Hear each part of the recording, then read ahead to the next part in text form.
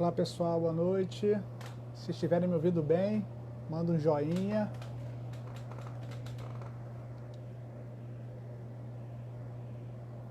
Todos me ouvem bem?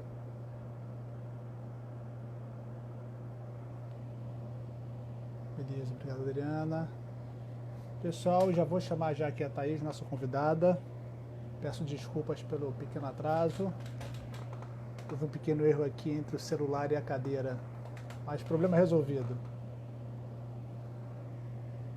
Thaís, você já está entre nós, Thaís? Opa, tá aqui.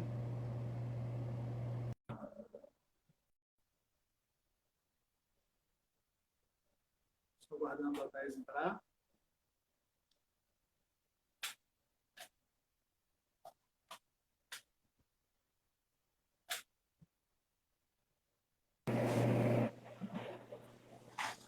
Opa! Oi, Olá, Thaís. Só mexendo aqui para ver se está tudo bem, para garantir que a internet não vai cair. Tudo bom com você?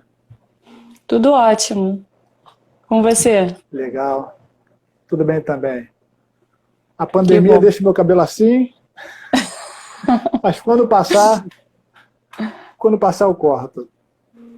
A Ou se gente até tem que lá, sei lá, o aprender raspa, a né? ser tudo agora nessa pandemia, né? Naquele momento, eu não sei se eu deixo crescer e corto quando acabar ou se eu passo a máquina já já. É o momento da gente experimentar, né? De modos de ser de outras formas que antes a gente se priva de ser por causa da sociedade, né? Ó, já vou. O pessoal está chegando, mas já vou dando um alô aqui para quem está aparecendo. A Adriana Lacerda já está por aqui.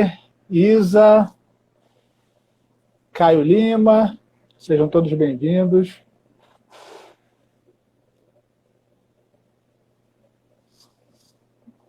Pessoal, para quem não sabe, é claro que vocês podem comentar à vontade por aí também. É só ali na caixa escrever e compartilhar. Mas, se vocês podem perceber, alguns têm isso, outros não. Mas do lado da caixa de comentários tem um botãozinho com uma interrogação. Vocês podem clicar aí, fazer a pergunta, que a pergunta vem direto para mim. Não vai aparecer para todo mundo, mas vai abrir uma caixa aqui para mim, tá bom? Então, quem quiser comentar, comente. Quem quiser fazer pergunta, vai no ponto de interrogação ali. Bem, acho que já podemos começar, né, Thaís? Podemos. Então, vamos lá. Pessoal, boa noite. Para quem não me conhece, eu sou Rodrigo Acioli. Sou membro da Soperj, né? Sou sócio fundador, junto com tantos outros amigos, colegas aí de profissão. Atualmente também psicólogo clínico, psicólogo do esporte e também atualmente sou conselheiro do Conselho Federal de Psicologia, mas hoje aqui fazendo papel de mediador, representando a Soperj. Vamos receber aqui a Thaís Brasil. A Thaís é nossa colega também, psicóloga, e ela trabalha com cheerleading. Falei certo? Isso. Com ING no final. Com ING no final, exatamente. Já está marcado aqui fixado aqui no comentário, a psicologia no cheerleading. Essa é uma semana especial também de esportes não convencionais. Tivemos no primeiro dia a Alessandra Dutra sobre esportes, ontem a Marcela Laino sobre práticas circenses, amanhã teremos sobre o paraquedismo no contexto militar. Tá bom? Sejam todos bem-vindos, vamos começar então. Thaís, esse é um tema muito bacana, né? Mexe com o imaginário de muita gente, porque quando a gente fala dessa prática, a primeira coisa, pelo menos que me vem à cabeça, é filme de sessão da tarde, sobre, né, histórias das escolas americanas, sempre aquela briga entre os As famosos e os não rivalidades, famosos, as né? rivalidades, né? E a gente sempre associa isso também aos grandes jogos norte-americanos, né? Sim. E nós sabemos que isso se tornou um esporte, né? Está brigando aí para, quem sabe, se tornar um esporte olímpico, mas vou parar de falar, vou passar a bola para você. Se apresente, seja super bem-vinda. Quem é você? De onde veio? Para onde pretende ir? O que anda fazendo? É com você. Seja bem-vindo. Obrigada, Rodrigo, pela introdução. Então, acho que a minha trajetória no cheerleading não é só agora como psicóloga do esporte, então vai acabar esbarrando em determinado momento, né, tanto a minha trajetória quanto a trajetória histórica do cheerleading no Brasil, né? Porque o cheerleading no Brasil ele tem características muito peculiares, né? Muito próprias daqui, né? Então essa imagem toda que você falou, do que a gente tem na cabeça mesmo, né? Dos cheerleaders, dos filmes, com as rivalidades, eles indo defender os times e se apresentar e chamar a torcida mesmo, né? Acontece de forma um pouco mais diferente aqui no Brasil, né?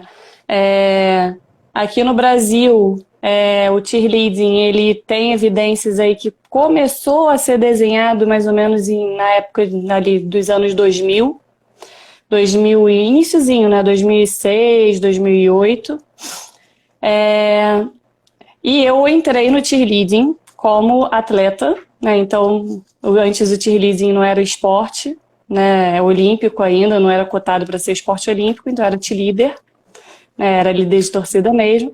Mas eu entrei em 2012, né? E os primeiros campeonatos que tiveram foi ali mais ou menos, né? De 2011, mais ou menos, 2009, 2011, começaram já a pensar já em alguns campeonatos, e o primeiro campeonato, se eu não me engano, que isso daí eu estou me baseando nas minhas experiências mesmo de vida, foi em 2011 o campeonato da UBC, que é a nossa União Brasileira de Cheerleading. Eu comecei, né, eu sempre fui atleta de ginástica rítmica, então desde 8 anos até os meus 19 anos, mais ou menos, eu ainda competia pela ginástica rítmica, a nível estadual, nacional, fazia algumas apresentações lá fora também, né. E eu, depois disso, quando eu saí da ginástica rítmica por causa de uma lesão no joelho, que eu insisti nessa lesão e aí piorou tudo, aí não teve mais volta, né, para se voltar para um alto rendimento, eu fui convidada para participar de uma equipe de cheerleading que estava começando a se formar, né. Na época eram 2 equipes só do nível All-Stars, né, da categoria All-Stars, que a gente chama, que tem a divisão entre o universitário e entre os clubes, né, digamos assim. Lá nos Estados Unidos a gente tem a categoria muito vindo das universidades, das escolas e das universidades. Aqui no Brasil não. A gente tem a categoria vindo das universidades e dos clubes, né? Como a maior parte do esporte lá dos Estados Unidos, ele é mais desenhado e desenvolvido mais nas universidades também, né? E aqui no Brasil tem essa categoria dentro de clubes, né? Então eu comecei a me apresentar e a competir. 2012 a gente foi a primeira equipe que a gente foi se apresentar, foi competir, né, no Chile, na categoria Open lá. E foi a primeira vez que o cheerleading ele saiu do Brasil, né, e foi representar o Brasil de certa forma lá fora, né, e eu estava como atleta. E depois disso me afastei, comecei a estudar psicologia, né? Desde o início já sabia que eu queria psicologia do esporte, sempre já fui pesquisando, indo para congressos, né? Buscando estágios na área, estagiei já em várias modalidades, vôlei, basquete, ginástica rítmica, já trabalhei com ginástica rítmica, estagiei com corrida de orientação também, já trabalhei com ginástica. Nesses últimos anos que eu estou formada, eu trabalhei já com ginástica rítmica, com cheerleading e taekwondo, né? Então, e futebol também. Então, já passei por várias modalidades, mas as que eu mais me fixei ali com as minhas raízes mesmo foram desde lá de trás, né, da ginástica rítmica e o cheerleading. E aí, hoje em dia, vou fazer 1 ano agora no ginásio Arcaios All Stars. A nossa head coach, que a gente chama, que é a técnica, ela é a técnica da seleção brasileira de cheerleading, da parte feminina, que é o All Girl, que a gente chama, e o nosso técnico, nosso coach, né, ele também é atleta da seleção brasileira, e muitos dos nossos atletas dos nossos ginásios, do nosso ginásio Arcaios All Stars, eles fazem parte também e foram selecionados para compor o corpo da seleção brasileira.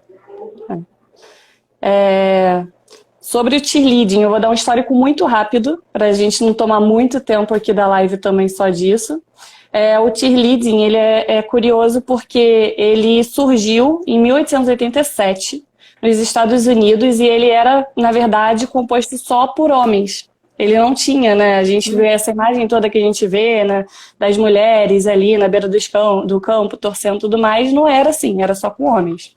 E surgiu lá em Princeton, né? Na Universidade de Princeton, nos Estados Unidos. Em 1903, teve o primeiro time masculino, que até então era só aquele esquema mesmo de torcida ali para os times, né? Para chamar a torcida para os times. De futebol americano, de beisebol e por aí vai. E só em 1923 que começou a virar uma modalidade feminina também. E junto com a modalidade feminina entrou também a parte de dança, a parte de megafone, que eles chamam também, né, o público para participar, a parte de acrobacia da ginástica artística. Em 1983 só que tiveram as primeiras competições. E em 2003 começaram as organizações de cheerleading, né? Começaram a colocar regras um pouco mais rígidas para o esporte ser realizado. E só em 2008, mais ou menos 2006, 2008, porque tem meio controverso aqui no Brasil, que começa a chegar aqui no Brasil o cheerleading. Então é uma coisa muito recente para o Brasil. E ele chega muito ainda associado às atléticas mesmo, das universidades. Surge com muita força lá em São Paulo e depois que começa a ser propagado para cá. Então eu fui atleta até 2013 e de 2013 para cá o TIR já evoluiu de uma forma gigantesca. Né? Então, se antes tinham só 2 equipes All-Star, que é dos clubes, né? Hoje em dia já devem ter para mais de 23, né, cadastradas no Brasil.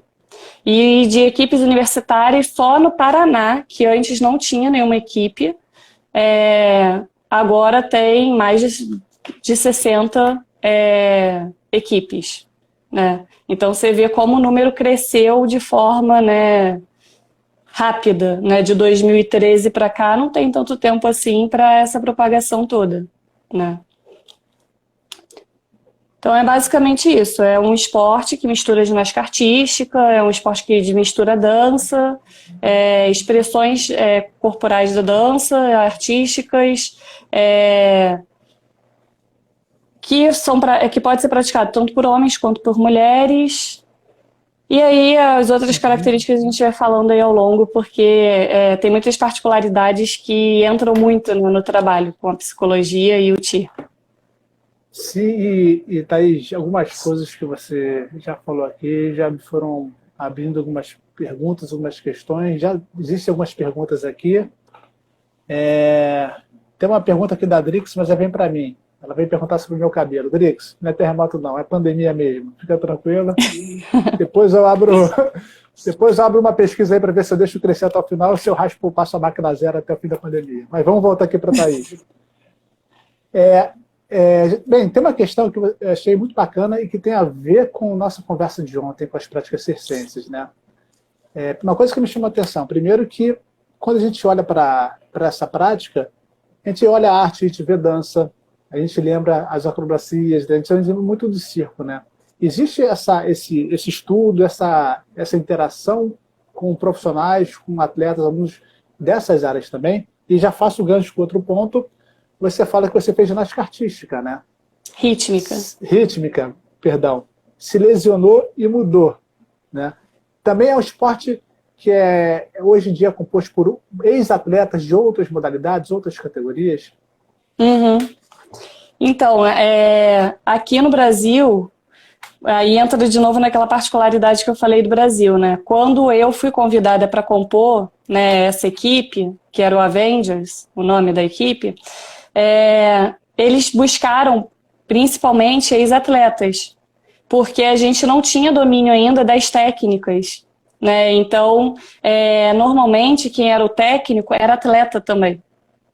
Então, ele não tinha muito tempo para treinar a coreografia e ensinar as skills, que a gente chama, né? Que são as habilidades. Então, procurava muitos atletas já de ginástica rítmica por causa da flexibilidade, que poderiam ser flyers. Flyers são as pessoas que ficam em cima das pirâmides, em cima das elevações, né? E buscava muito pessoas de ginástica artística, porque justamente já saberia fazer toda a parte de tumbling, né? Os flicks, as estrelas rondadas, mortais. Então já era meio caminho andado, já que quem era técnico era atleta e não necessariamente tinha formação de educador físico, né? Para formar um atleta de cheerleader. Então, hoje em dia, a gente ainda não tem essa regulamentação dentro do TI, embora a gente tenha cursos de coach. Então, a gente ainda vê um pouco do TI ser formado dessa forma. Então, tem grandes tryouts, né, que são as seleções, as seletivas que eles fazem, e que eles tentam, e que vai muita gente para fazer essa seletiva que não tem nenhuma vivência no esporte ainda, no cheerleading. Não tem, não é tipo, eu vou querer entrar para uma grande equipe de ginástica rítmica, mas eu já tive toda uma formação lá na minha infância dentro da ginástica rítmica. O público que compõe o TI, ele é em grande maioria adulto, que já está ali entrando numa fase universitária mesmo, a partir dos 18 anos. Então é um público que entra buscando não só aprimorar técnicas e descobrir novas formas de prática de esporte, ele busca também interação social, ele vai muito pela interação social, pelas festas, pelos jogos, né? Então tem essa característica amadora ainda do TI. Então, o que a gente tem também, né, é muito esse cenário, né, de busca ainda muito por atletas já formados em outras modalidades. E eu tenho muitos atletas lá no ginásio que eles têm esse vínculo muito estreito com o circo, sim. Né? Inclusive, muitos entraram no cheerleading para desenvolver melhor hoje em dia essas habilidades de mortal, de um tumbling, de flexibilidade, para conseguir passar para a Escola Nacional de Circo. Né? E eu tenho atletas lá também que compõem o corpo da Escola Nacional de Circo. Então é bem estreito mesmo esse caminho entre os dois, né? Porque são formas artísticas, o TIR ele trabalha muito expressão corporal, muita expressão facial, né? Que são as tear faces que eles falam o tempo todo, né? Então o TIR é tudo exagerado. Tudo... Existe prática do teatro também envolvida? Então existe aulas de teatro? Existe essa de forma complementar? Por enquanto não. Mas existem muitos trabalhos, né? O trabalho é seccionado, né? A didática hoje em dia é outra. Então, se antes você tinha atletas técnicos, hoje em dia você já tem muito mais um técnico que se coloca do lado de fora. Muitos já estão buscando uma formação em educação física, muitos já são educadores físicos, e eles conseguem, né, planejar o treino de forma a fazer uma sessão só para trabalhar dança e expressões faciais. Porque é tudo muito exagerado e tudo conta muito ponto. Então, se você não tem uma tear face que seja visível e expressiva para o técnico, o teu time todo está perdendo ponto. Né? Tear face que a gente chama são aqueles carões que eles fazem, aquelas bocas abertas, aquelas expressões exageradas, né, dentro da música. Deixa eu aproveitar uma pergunta rápida aqui. Você falou que tem aquela questão do megafone, pelo menos nos jogos universitários, jogos profissionais, aquilo ali tem uma função, que é chamar a torcida, né? No caso, nas competições aqui, chama-se a torcida também, né? Porque imagino que nas competições lá fora, nas competições nos jogos, eles fazem essa ponte de torcida com o time, né? Você convida, literalmente são animadores para ajudar o time. Mas aqui, o time é a própria equipe, né? Então, primeira coisa, existe megafone, a torcida também é convocada para participar. Existe um quesito de tentar mexer, ativar o público? Existe um termômetro popular, algum gênero assim? O megafone, pelo que eu percebi e tenho visto muito nas competições, quem usa muito são a categoria universitária. Justamente porque tem toda essa característica, sim, de chamar o público para olhar e torcer ali na beira da quadra para o time de handebol, de vôlei, né? Então, quando a gente vai para uma competição de espaço fechado de tir, que tem a categoria universitária, eles mantêm essa característica. Então, eles mantêm os megafones, sim. Né? Então, eles chamam a torcida para eles, no caso, e não para o time que vai se apresentar ali da faculdade deles, de outras modalidades de esporte. O que a gente tem é que antes da música, eles dentro da categoria All-Star, que são as categorias formadas pelos clubes, digamos assim, eles se colocam, quando vão se posicionar no tablado para poder se apresentar, eles dizem o nome da equipe deles ou o lema deles alto em voz alta, como uma forma de um ritual ali mesmo e de trazer a torcida junto também. Né? Um ritual de preparo para eles começarem, um ritual de união entre eles. E para começar. O Vinícius acabou de passar aqui um comentário dele, ele fala que a torcida é composta pelos adversários e que há uma união muito grande entre as equipes. Que a maior parte que fica ali na arquibancada são as outras equipes que estão esperando para se apresentar. Tem os familiares, tem os amigos, tem os conhecidos, mas em grande maior parte é o público tir mesmo. Olha que interessante, hein? E olha só, um pouco sobre a estrutura das competições, dos treinos. A primeira pergunta que surgiu lá foi da Adriana. Ela pergunta sobre a organização e estrutura dos treinos e campeonatos. Como é que é? Então, é que a gente ainda não tem, como não tem essa regulamentação toda em cima do papel da formação do coach, a gente tem ainda organizações e uniões e associações. A gente ainda não tem federações. Então, esses campeonatos, tem campeonatos que são vinculados ao UBC, que é a União Brasileira de Tir, que é como se fosse a nossa federação nacional, né, a máxima de todas, né, a nossa confederação, no caso.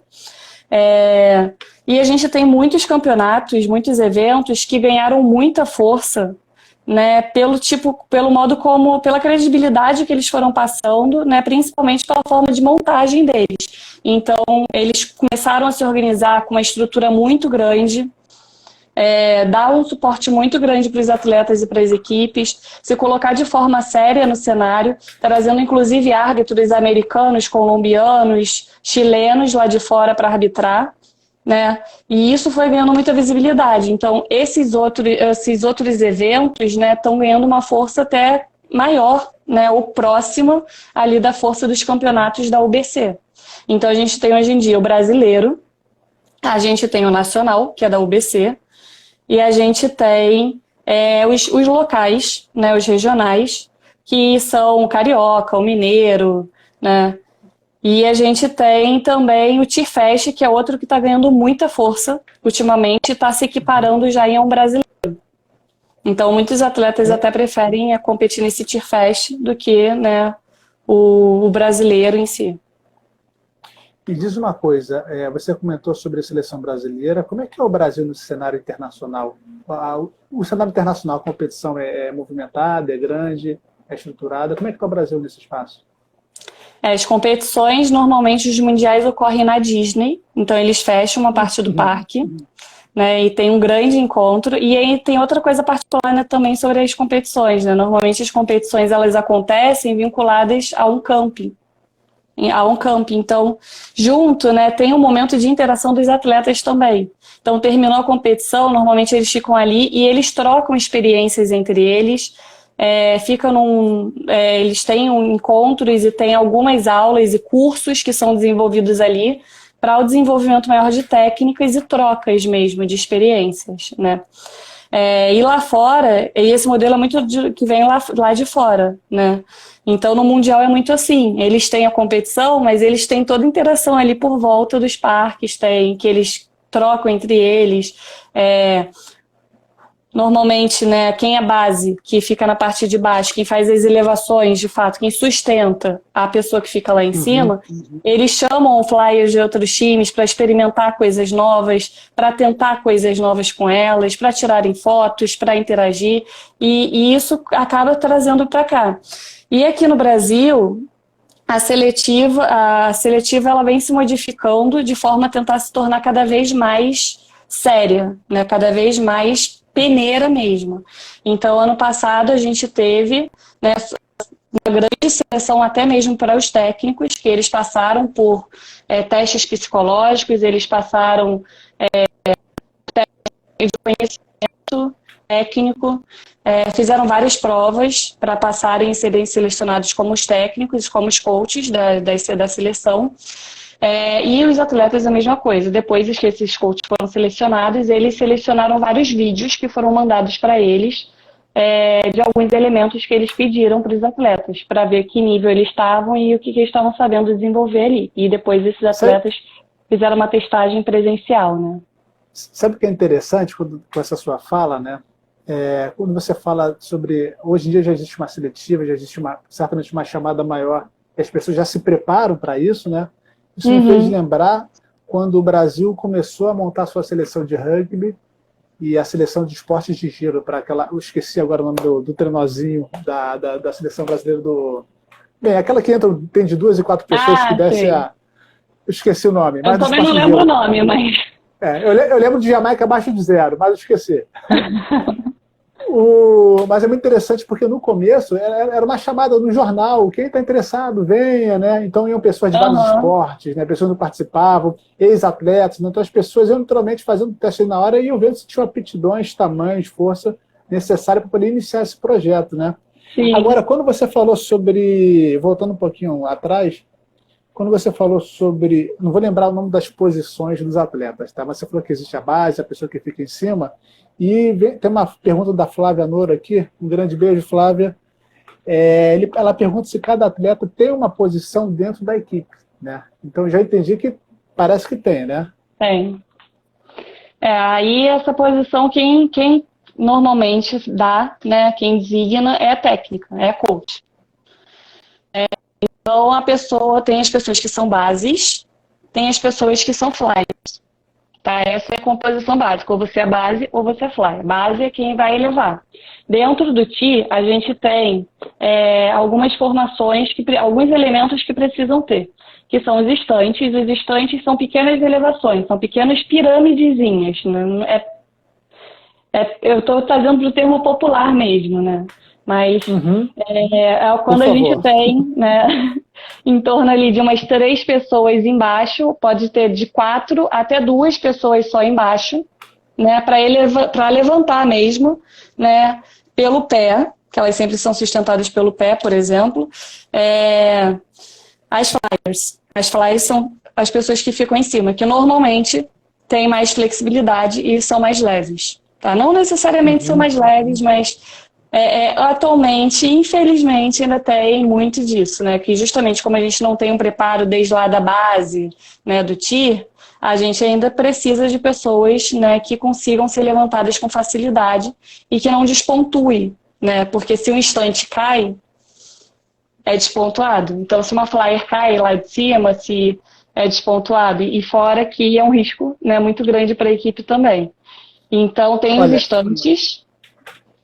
Tem as pirâmides são formadas por vários estantes. Então, são quando várias flyers conseguem se unir lá em cima para poder fazer uma apresentação maior juntas.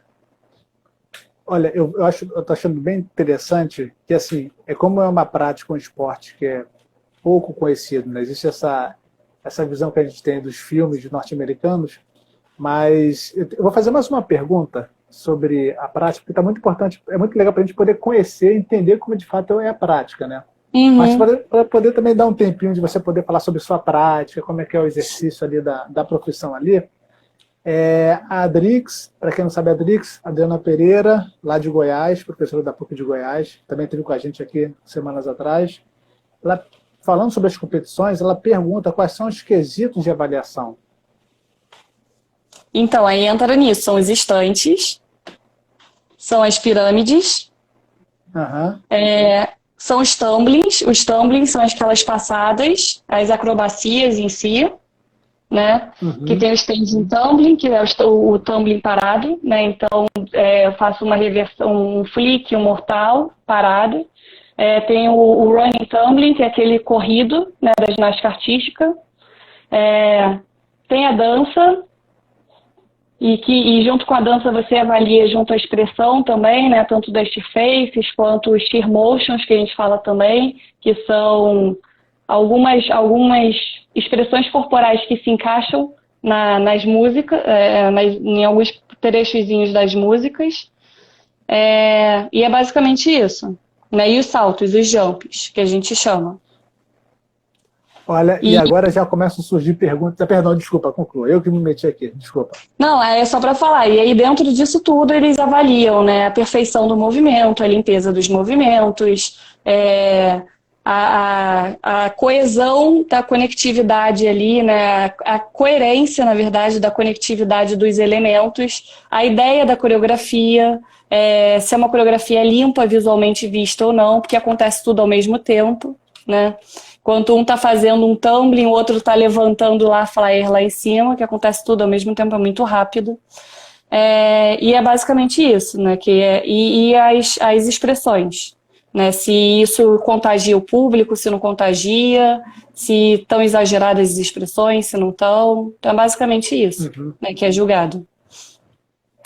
E vamos já Puxa, daqui a pouco a gente pode voltar para cá também, trazer mais detalhes sobre a prática, sobre o esporte, mas falando um pouco mais sobre a sua atuação, né? Agora falando sobre lá do PC.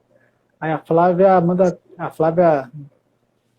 não foi uma chamada, mas eu tomei como uma chamada, né? Vou dar uma centrada também. Ela pergunta como é a prática da psicologia no esporte, no cheerleading, né? Então, é uma coisa que é muito nova, né? Não tem estudos sobre isso, quebra-cabeça procurando e tudo mais. Então, aqui no Brasil é muito novo, a gente não consegue achar ainda, né?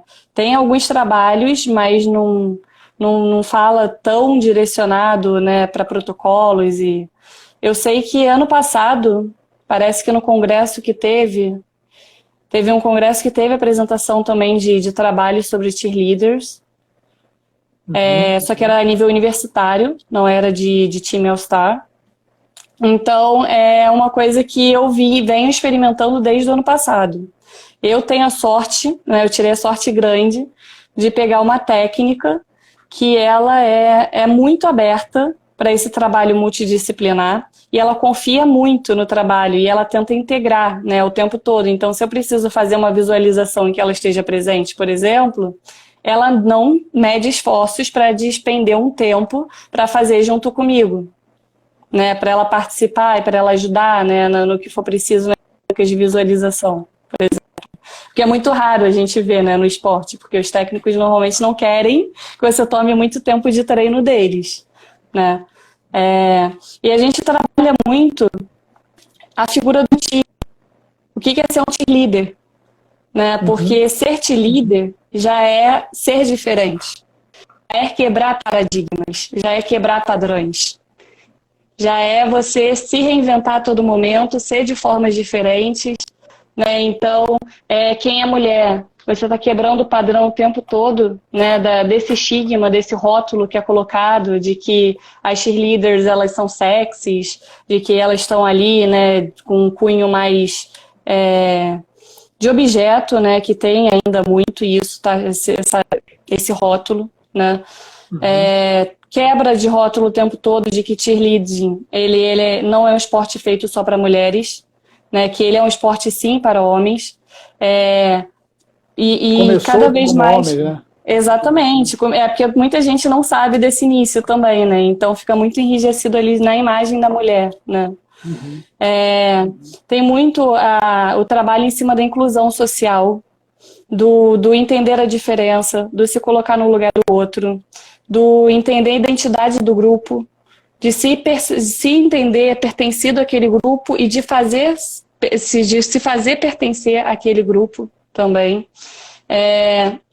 Então, são muitas coisas. A gente trabalha basicamente em cima do autoconhecimento, porque a partir do momento que os atletas eles passam a se conhecer melhor, não só na sua prática diária, em que eles têm que lidar com seus erros, com as suas autocobranças, né? O cheerleading, ele é muito particular também, porque como para o estante subir, para uma flyer subir, pelo menos ali embaixo os 3 tem que estar de base, né? Então, se um faltar naquele estante, o estante inteiro não sobe. O estante inteiro não subindo, o estante inteiro foi para o treino para não treinar nada, praticamente. Olha, Thaís, eu vou aproveitar então, já vou emendar uma pergunta aqui que tem a ver com isso, feita pelo Vinícius. E é uma pergunta bem específica para quem é da área, né? Vinícius, se eu não me engano, continua trabalhando também com cheerleading, né? Não sei. Vinícius, depois manda aí se continua ou não. Mas ele pergunta assim, ó, como trabalhar com a pressão natural que existe por precisar performar em 2 minutos e 30 segundos, sem possibilidades para correções, como há em tantos outros esportes. Olha, então, tô achando que é uma... tô achando que o negócio é pegado, hein? Então, a gente tem que ter um trabalho muito amarrado, porque não depende só do psicológico, né? A gente sabe que se o atleta não está preparado fisicamente, a gente tem atletas que muitas vezes não tem nem história de esporte, se ele não estiver preparado fisicamente, o psicológico dele vai ficar abalado e a gente não vai ter como trabalhar muito em cima disso, porque de fato, né, e o corpo dele está sentindo aquilo, o corpo dele está colocando aquela limitação. Então, se a gente não tem um trabalho muito amarrado e a gente não tem confiança ali com todas as outras áreas, com o preparador físico, que a gente tem preparador físico na nossa equipe, com a parte, né, dos nossos coaches, que é o treino em si, se não eu não estou alinhada com eles também, não vai acontecer. Então, ano passado, inclusive, os nossos times do nosso nível mais alto, que é o COED 4, eles foram chamados para representar o Brasil lá no Chile. E uma das questões deles era justamente essa, porque eles estavam muito preocupados com o clima, né? Então, como é que eu vou me apresentar num local tão seco? Como é que vai ficar a minha resistência? Será que eu vou conseguir fazer tudo até o fim? E chegando mais próximo da apresentação deles, da competição, os treinos foram se intensificando e as rotinas, que são as séries, né, deles, eram repetidas uma atrás da outra, justamente para que eles conseguissem pegar, né, e limpar e aperfeiçoar o movimento. E quando eu comecei a ver que eles não estavam conseguindo completar a quantidade de repetições, eu chamei a técnica para o canto, pedi, solicitei, e a gente, na hora, a gente teve que reinventar uma forma de trabalhar ali e a gente se deu as mãos para trabalhar junto. Então, enquanto ela ia fazendo as correções no time por quadros, né? Os quadros que a gente diz é quando a gente fragmenta a série, a rotina deles, para ir trabalhando por partes. Eu ia com minha pranchetinha lá do lado e ia olhando e observando exatamente como estava a respiração de cada um deles. Como estava o posicionamento do corpo deles, se estava tensionado, se estava relaxado. Em que momentos, de fato, estavam prendendo a respiração, né? Porque esse era um nível um pouco mais alto. Então, eram níveis de atletas que já tinham experiência e formação no time. Então, não é para eles estarem daquele jeito. Com todo o treinamento, o modo como se deu o treinamento, né? E a partir disso a gente desenvolveu um protocolo na hora de como a gente poderia trabalhar a respiração ali para eles já dentro da rotina, que foi um grande desafio para a gente. Mas eu acho que foi a grande girada de chave ali para eles, né? Que é eu e a técnica, a gente parou o treino, a gente trabalhou junto com isso e para eles falam até hoje, que foi a diferença para eles lá no Chile, né? Que eles conseguiam, de respirar e sentir quais eram os momentos da coreografia que eles tinham que respirar, quais eram os momentos da coreografia que eles tinham que se olhar, qual o momento, porque a comunicação é muito visual dentro da coreografia, né? Então eles começaram a perceber o corpo deles e não só a respiração, não só a resistência física. Então o problema foi uma resistência física, mas que tinha muitas questões ali por trás. Era uma falta de comunicação entre eles, era uma operação presa que falava de um corpo tensionado, que podia gerar uma lesão, então a gente trabalhou junto com a prevenção de lesões ali. Então foram várias coisas, eles foram se conhecendo melhor e eles foram expandindo a capacidade de limites físicos deles também, a partir do momento que eles percebiam que eles podiam superar aquela barreira ao conhecerem o corpo deles melhor, né? Olha, você, não sei se você está acompanhando aqui, mas quando você está contando essa história, passou aqui uma série de comentários sobre o Chile, né? Sem você não seria a mesma coisa, aquilo ali foi uma aventura, ajudou muito. Então, pelo jeito, pelo menos parece que essa história do Chile, essa viagem do Chile tem história para contar, né? E, inclusive, eles estavam, né? Eles foram a gente tinha traçado como objetivo, né, principal de viver as experiências, de sugar o conhecimento de lá, porque o Chile já está muito à frente da gente no cheerleading, né? Então, trazer essas experiências para a gente se desenvolver aqui. E eles foram tão bem, assim, eles abraçaram tanto a causa, né, e se incorporaram tanto, e entraram no papel de atleta de tal forma de se conhecer e de aproveitar o momento, de querer aproveitar cada segundo daquele momento ali dentro do tablado, que eles voltaram com 2 medalhas. Eles roubaram as medalhas lá dos chilenos. Então, eles voltaram com medalhas de 2º lugar e de 3º lugar. Olha só, tem uma pergunta que eu achei super interessante aqui. Bem, daqui a pouco eu volto para cá, porque assim, como o tema da nossa semana, né, são esportes não convencionais, quer dizer, é esporte, né? Mas só que a gente também falando sobre atividades que não são muito praticadas pela grande maioria, desconhecido, mas me parece que tem muita coisa que é muito similar às outras atividades, aos esportes tradicionais, né? E tanto para o bem quanto para o mal, dizendo assim. Agora não sei se você está me ouvindo, Thaís, tá? Tô ouvindo, tô vendo que minha imagem tá parada aqui, eu não sei porquê, mas exatamente. Eu tô ouvindo.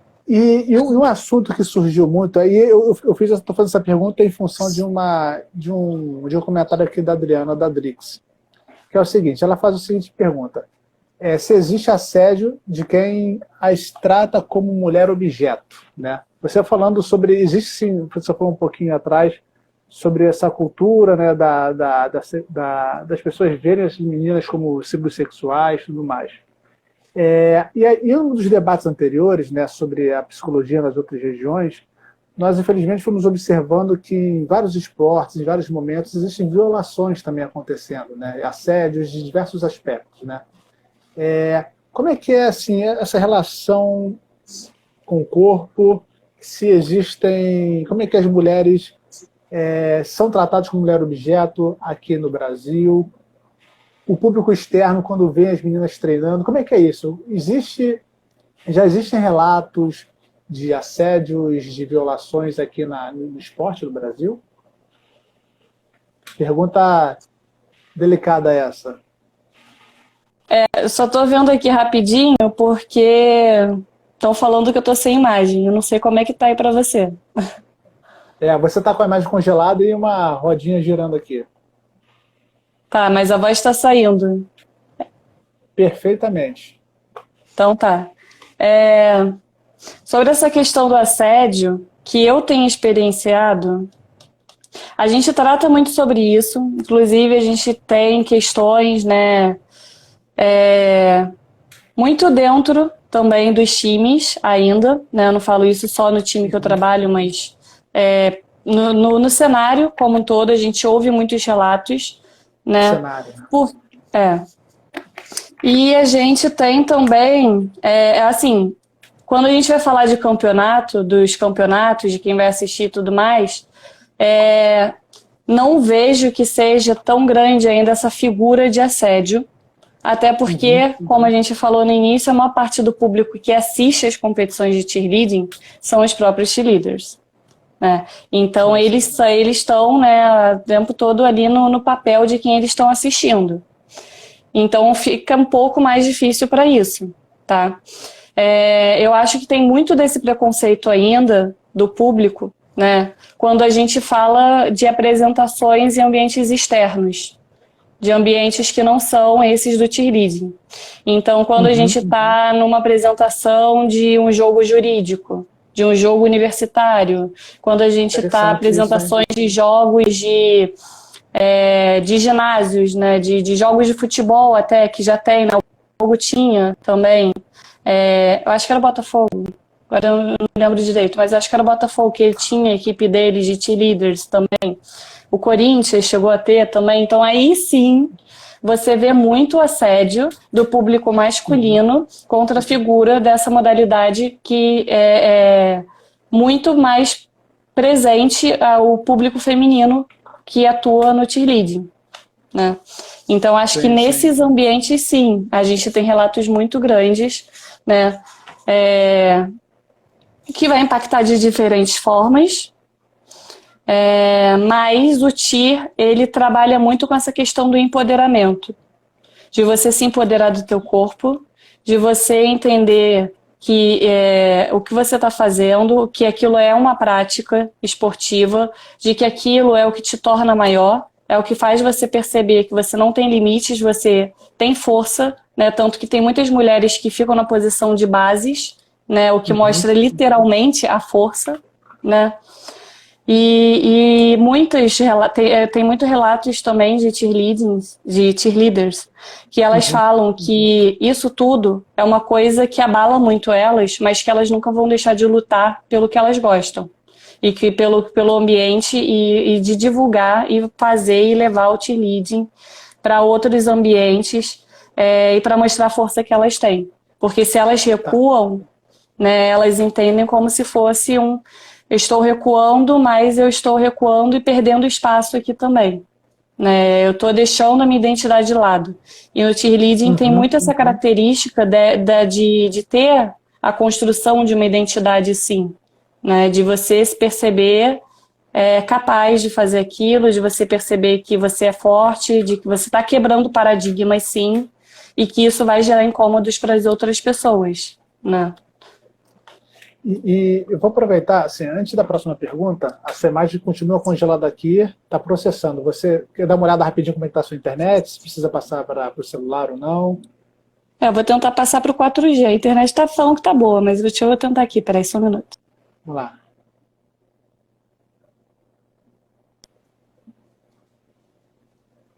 Mas enquanto isso, vamos lá. Opa, acho que vai melhorar, hein? Pelo menos a bolinha parou de girar. Aí, voltou. Voltou?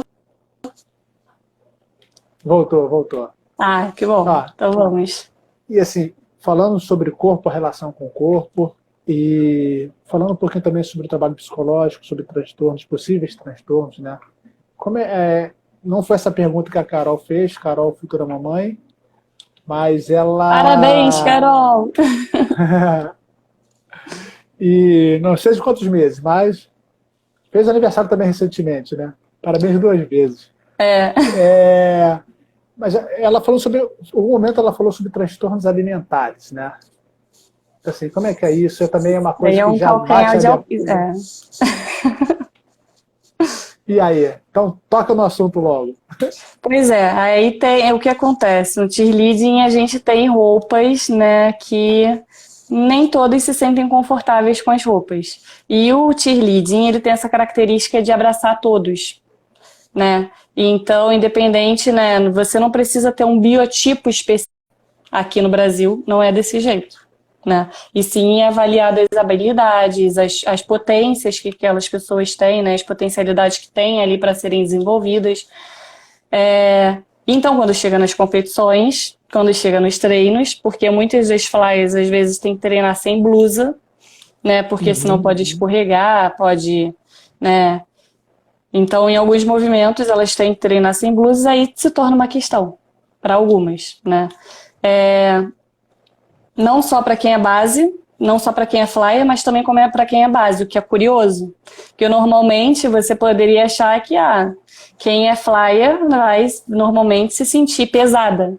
E aí, quando você fala de peso, você fala de corpo, você fala de excesso de gordura, de não estar em forma, e aí isso já abre um pretexto. Só que não, né? Elas têm essas distorções corporais, sim.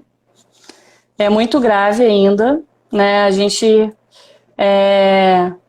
vê que isso são verdadeiras barreiras para elas, né? Mas é uma coisa que elas tentam... É engraçado, porque ao mesmo tempo que elas falam das roupas, né, elas trabalham também com a ideia de que ponderar as coisas, né? E elas colocam na balança o sentimento delas de estar e pertencer a um grupo, de se sentir abraçada por aquele grupo, e elas conseguem, de certa forma, se apresentar e competir, embora a roupa incomode muito e aquilo gere todo um transtorno ali por trás, né, e que faz com que elas parem de comer antes das competições, em que faz com que elas, né, comam e busquem outras coisas para compensar a prática excessiva de exercício, né, ou colocar, né, de alguma forma comida para fora. Então, assim, é um assunto muito delicado ainda, né, dentro do TIR, e a gente sabe também que isso não acontece só com mulheres. Acontece Verdade. também com os homens também. A gente tem muitas questões relacionadas ao corpo com os homens. A psico Letícia Godoy, ela faz um comentário aqui. Cadê agora? Perdi. Ainda existe uma cultura dentro do esporte de padrão de corpo, infelizmente. Sim. Só que assim, eu fico muito feliz que dentro da equipe, pelo menos, né, eu estou falando do meu ambiente, não estou falando, né, das outras equipes. Dentro do meu ginásio, eu vejo muito grande, né, esse movimento deles de se estruturarem, de olharem para o outro de fato, de buscarem sempre sentar, sempre perguntar como é que foi o dia. Eles estão muito atentos sempre, né, para ver como a outra pessoa está. Porque o que acontecia? A gente tinha um movimento muito grande no ginásio de todo mundo ter que ser autossuficiente. Então, né, justamente aquela característica de eu sou flyer, se o estante cair, é porque eu me posicionei errado em cima. Se eu sou base, é porque eu me posicionei errado embaixo e a flyer caiu por causa de mim. Ou eu não tive força suficiente, ela caiu por causa de mim, eu não tive técnica suficiente, etc. E por aí vai. E aí isso tudo truncava a comunicação. E porque eu fico autossuficiente daqui, você fica autossuficiente daí, e ninguém consegue corrigir os movimentos, ninguém consegue olhar para o outro, né? E aí a gente, com o nosso trabalho, né, mais voltado para o autoconhecimento, para eles se verem, conversarem sobre as dificuldades deles e tudo mais, eles começaram a desenvolver um pouco mais essa capacidade. E hoje no ginásio você já vê que eles já conseguem identificar expressões mínimas nos colegas, né? Então, quando eles veem que eles não estão bem, às vezes é por causa de uma TPM, por causa de uma briga em casa, eles já sentam no final ou no início do treino e perguntam: você tá tudo bem? Você quer conversar? Como é que você tá? Então, assim, muitos desses problemas que tem de transtorno alimentar são trocados lá dentro, de certa forma, com ou sem, com a minha presença ou sem. Porque eles conseguiram um espaço entre eles em que eles possam conversar sobre isso, e eu sempre ofereço espaço para eles conversarem sobre o corpo, sobre o que é essa questão, né? Então eles já sentem mais liberdade para falar sobre isso, né? Poxa, eu vou aproveitar então, trazer uma pergunta que o Vinícius acabou de fazer aqui. Ele fala, dentre os times All-Star, o Archios é o único carioca que conta com o trabalho PC. Como é que foi a repercussão do seu trabalho dentro das demais equipes? A notícia chegou lá? Chegou porque eu tô colada ali com eles em tudo. É o que eu falo, eu não vou ficar de muleta para ninguém, né? A gente dá todo o suporte, ensina para todos eles, né? O poder que eles podem buscar e as ferramentas que eles podem buscar dentro deles no dia de uma competição, né? Mas eu tô ali para assistir, eu tô ali para dar força, eu tô ali para vibrar, para abraçar no final, né? E aí, com isso, eu acabo sendo vista. E como eu já fui atleta de cheerleading, né? E então muitos desse ambiente que se tornaram técnicos das outras equipes, eles me conhecem. E aí chegam até mim para perguntar também: e aí, o que você está fazendo aqui? Voltou a fazer TIR, não sei o quê. E aí eu acabo apresentando, falando: não, eu estou como psicóloga agora nesse momento, tá? E aí vai se tomando, né, vai aumentando a proporção e todos vão tomando conhecimento de alguma forma. Dentro do Archios, a receptividade foi muito boa. Os atletas abraçaram o trabalho de um jeito que anda. de um jeito que eles contam. Então, eu não preciso só ficar observando, eu trabalho muito com o material que eles me trazem também, com a subjetividade, que eu acho muito rico. E fora também, tem o respeito, né? Então, as outras equipes respeitam muito também, né? Então, teve até uma outra equipe que já me chamou, perguntou se eu poderia trabalhar também com eles, né? E aí eu tento indicar, só que eu também não sei quem eu posso indicar que conheça dessa área, ou que se interesse por essa área. Então, assim, é uma área muito grande e que tem muita receptividade. Quando você fala que você é psicóloga, não tem aquele estigma de, é para louco só. Eles já vêm, eles já sentam, eles já querem conversar e querem saber mais sobre o seu trabalho, entendeu? Olha, eu quero fazer uma pergunta rápida para você e dizer uma coisa, né? Na live que eu fiz anterior, que eu mediei, eu não controlei o tempo e a conversa caiu no meio. Então eu estou começando a ficar atento aqui para ver se aparece um cronômetro, mas também estou com um reloginho extra aqui. Tá. Mas eu quero fazer uma pergunta rápida para você. Primeiro, bem rápido mesmo, uma pergunta da Thaís da Bahia. Ela pergunta se tem informações sobre equipes na região Nordeste. Sim ou não? Rápido. Eu acho que eu conheça, não. Que eu tenha visto, assim, equipe All-Star, não. Sim. Tá. Universitário pode ser que tenha. Tá, só para explicar para o pessoal rapidamente, para quem não acompanhou do começo, o que é uma equipe All-Star? All-Star é clube, basicamente, né? São pessoas que se unem para treinar independente de faculdade, independente de um elo ali acadêmico. Meu atleta está respondendo aqui, que tem na Bahia. Obrigada, Gui. Tem na Bahia. Thaís é baiana, não sei se ela está em... Acho que ela está em Salvador, não sei se a Thaís está por aí ainda. Se souber o nome, bota aí, Gui, para mim. Bahia, Fortaleza, se não me engano, a Letícia Godoy também está falando. Bacana. Porque a experiência que eu tenho são nesses campeonatos, né? O Tirfest, a UBC, a Gabi botou aí pra gente. Obrigada, Gabi. Bacana. Legal. Então, BPS All Stars, na Bahia. Legal, então temos Bahia e talvez também Fortaleza. E Thaís, assim, não é uma pergunta não, mas de repente é um toque, não sei se você acompanhou a de ontem com a Marcela Laino, que ela pratica circenses, né? E no começo a conversa foi muito parecida com o que ela falava, e você falando sobre ainda não encontrar pesquisas, estudos, pessoas falando sobre a TIA, né? Mas, de repente, não vale uma sugestão, né? De se aproximar um pouquinho do pessoal do circo também, ver as práticas em comum e começar a trocar essa ideia. Parece que tem muita coisa em comum mesmo, né? A relação com dor, relação com lesão também, que é um esporte perigosíssimo, né? É igual o circo, eu estava vendo a Marcela falar ontem, né, que para se despencar do tecido, daquela altura do TIA, a gente também trabalha com altura, né? Então é muito próximo, se aproxima muito mesmo. Eu estudei na UFRJ, a Marcela foi minha veterana, e então a gente tem... só que eu não sabia ainda que ela continuava com o trabalho do circo. Fiquei muito feliz quando eu vi ali, né, na divulgação da Soperge que era ela, né? E eu acho que é muito válido, sim, a gente trocar, eu voltar e restabelecer o contato. Eu acho que é muito rico. Ainda mais que ela tem uma abordagem muito próxima à minha também. Legal, sua abordagem, você falou sobre isso ou não? Não lembro. Não. Vamos lá, então, qual é a sua abordagem? Então, eu trabalho, né, eu tenho toda a minha ótica, né, voltada para a gestaltoterapia. Só que a questão toda é que a gente sabe que a gente tem que ter carta na manga para tudo, né? No esporte, então, a gente acaba adaptando para dentro da gestaltoterapia algumas técnicas também, da TCC, principalmente, da neurociências também, né? Apareceu o reloginho aqui. 25 segundos para acabar.